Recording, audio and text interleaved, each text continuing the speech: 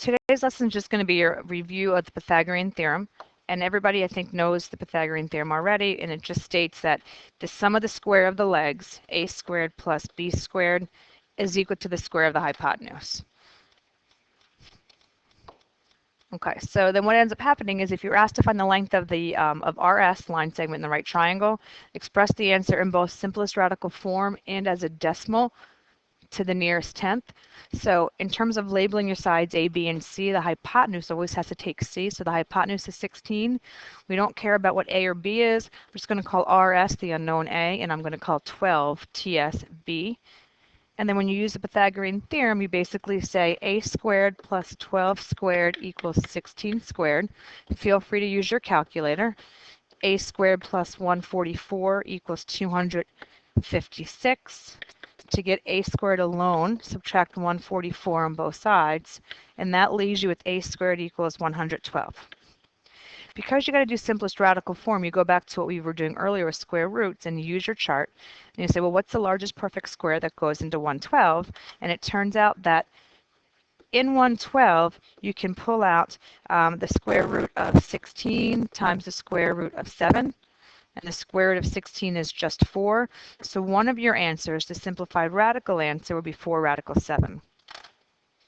The decimal form would be on your calculator.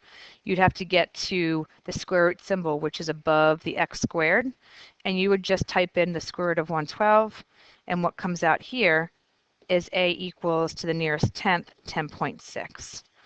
So these then are your two answers, the decimal answer in green and the radical answer in red. Find the length of B in the right triangle, expressed again as simplest radical form and as a decimal to the nearest tenth. Hypotenuse always has to take C. I'm going to call 10a because b is already there.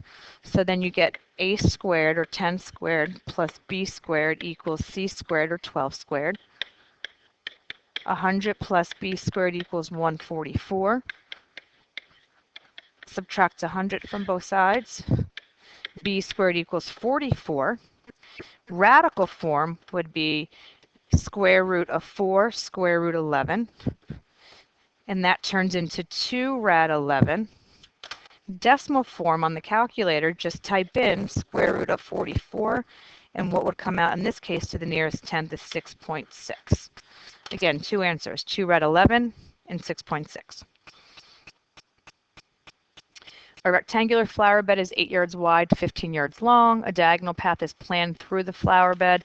How long will the path be? So they basically want you to find this diagonal, which I'm going to call x. This happens to be the hypotenuse, which really is c. So a and b are interchangeable. So a squared plus b squared equals c squared. And then you get 64 plus 225 equals c squared.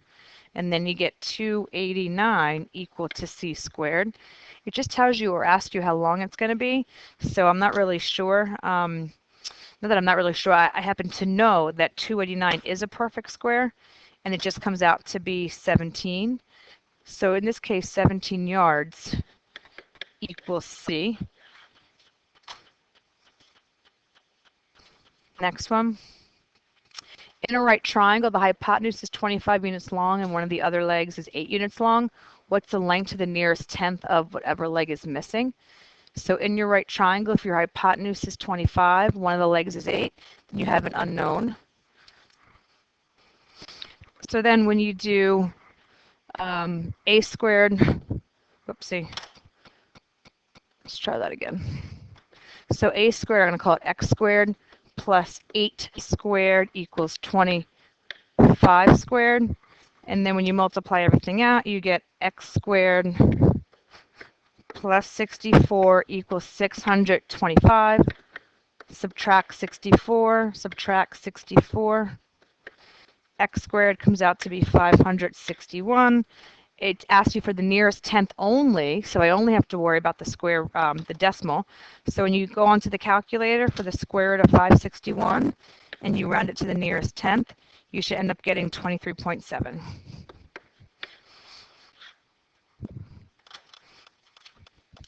And then we got one more to go. Okay, so this last one.